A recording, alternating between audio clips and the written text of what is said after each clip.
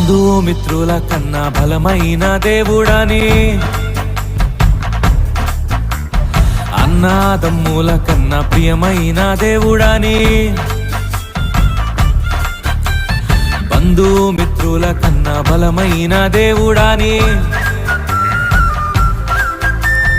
అన్నాదమ్ముల కన్నా ప్రియమైన దేవుడని,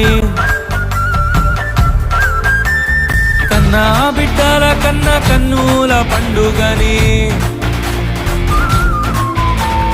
పూజించి పాటించి చాటింపరారే హల్లెలూయా